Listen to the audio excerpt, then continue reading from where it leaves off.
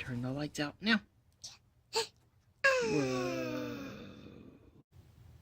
Hey guys, welcome back to the channel. Thank you for tuning in to another episode of Ferris Finds Diecast. Today we're actually going to be talking about customs. No peg hunts today, but a short video talking about a custom Volvo 850 Estate that I've made for Rapid Nismo. If y'all don't know him, make sure you check out his channel. He does a lot of great work with like diecast photography, and got a really good taste of really cool cars. I like most of what he collects. We seem to share a lot of taste in that manner. So with that being said, he had a Volvo build-off challenge that he issued, and with as much as I like wagons, I really couldn't resist with the 850 Estate being out there. So we've got these four that just came straight from the mainline blisters. Had a couple of the race versions of the car. We had the red version that came out, I want to say like in B case maybe earlier this year, and then the yellow one came out I think in G case. So there's like four different versions of mainlines. There is one yellow one that is out with the fast wagons in a premium version, so you can get one with a metal base and real riders on it. This red one is sort of the direction I was gonna go with this build. This one isn't complete; it still comes apart, but you can tell I had some real riders I was gonna put on it. I changed out the interior from a black one to a gray one up here. and you know, gonna lower it some.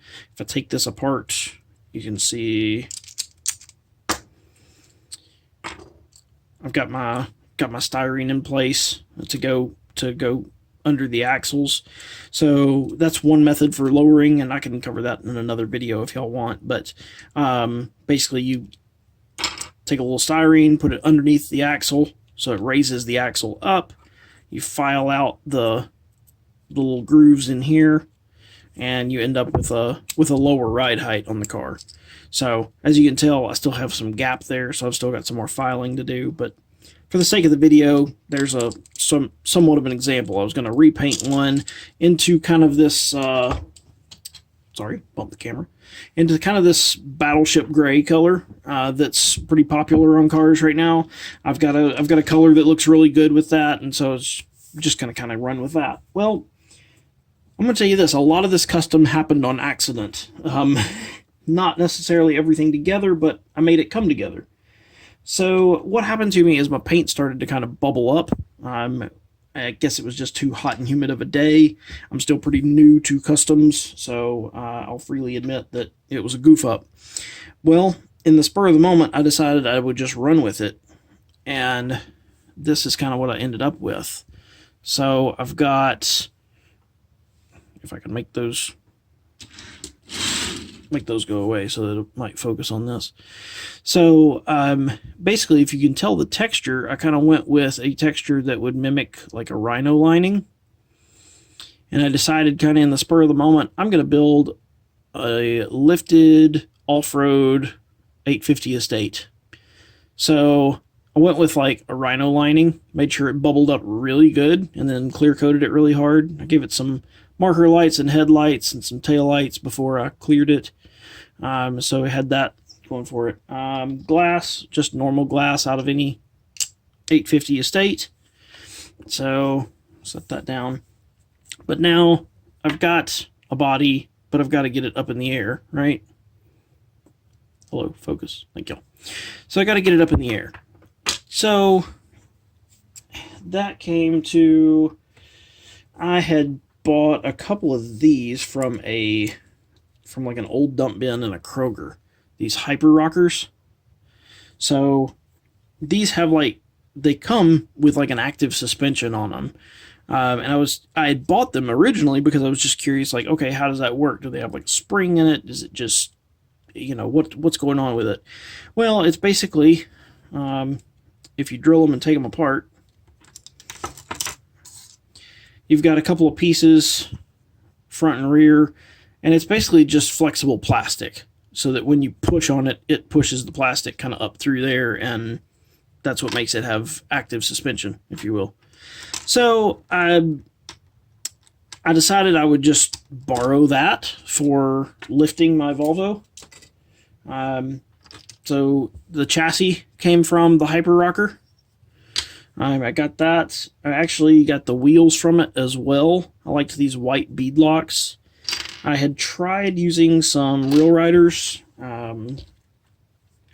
like from this Land Rover, for instance. Like I'd tried using these like gray steely Real Riders, but they're actually just kind of small. And I liked how big and beefy these bead locks were, even though they were plastic wheels. I just thought they looked better. So I went with those. Then I cut out those blue pieces, and as you can tell, they're now attached to my Volvo interior. So I got my Volvo interior on that, which now means it will all sit up off the ground. The problem then runs into, though, you've got a Volvo body with a post that goes through a hole here that will not reach this, and also you have a post hole in the back of the Hyper Rocker, whereas the Volvo, if I get this guy back out, the base on it has a tab that goes through the back of the car. And now you don't have that. Now you don't have that ability to put that together. So, somehow you got to get the back of the car to attach to the chassis. So then what I did, here is a rip rod that I sort of detailed out the roll cage and the suspension and everything out. Just kind of having fun playing around one day. Well, I realized I bought this for the wheels. I could steal the wheels off of it. But these have really nice long posts built into them, right? So I borrowed that post, if you will. How's that go back together? Get in there.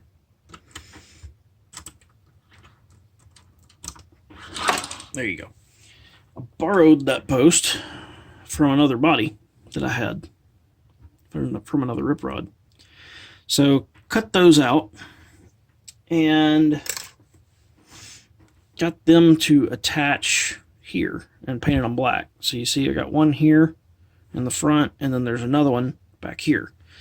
The other thing, if you can tell, there's a little bit of like this wide, there it is. There's a little bit of post sticking down, and then you kind of have this little part that sticks out on either side.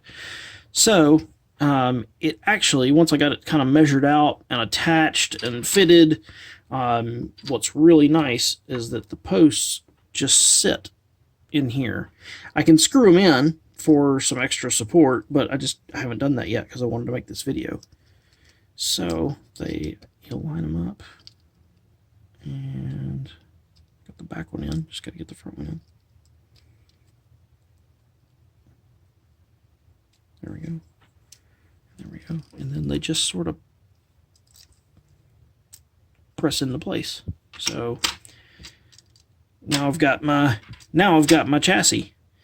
So I can take my glass, install it on my body, and put the whole thing together like so. Now you're asking about the white pieces on here.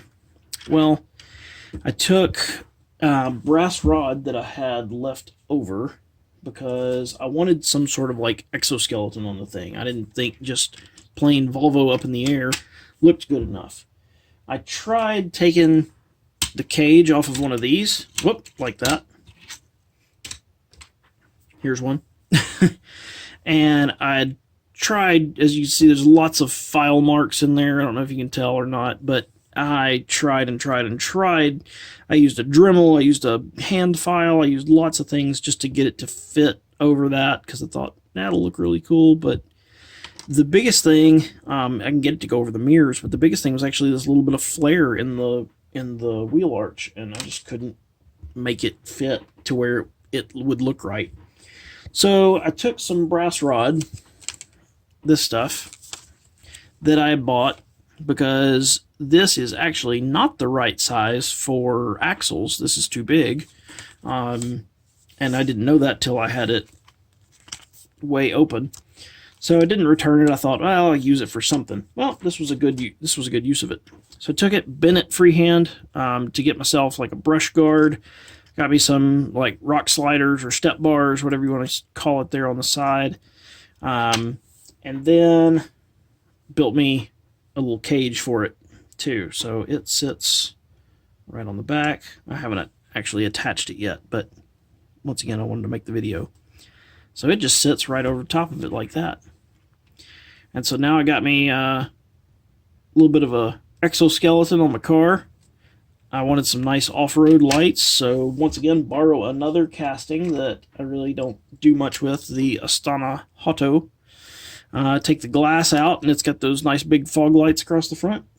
Well, now they serve as some nice off-road lights for my Volvo. Got them all on there, so they fit nicely, and I kind of like the way it came out. I think it looked pretty good for one of my first more major customs. Now, my wheels don't totally line up with the fenders or with the wheel arches, but when I looked at it and I went to fit it, I decided that I would rather have these more forward and have these fit, because I thought that would probably still look better, and I think it does, than the other way around if these were too far back. I do like that it still has some articulation to it on the front. So overall, I like the way it came out. I'll try to take some better pictures here for you, and hope you guys enjoyed it. Enjoyed that little tutorial of how I built it. So enjoy, and thanks for tuning in. Bye.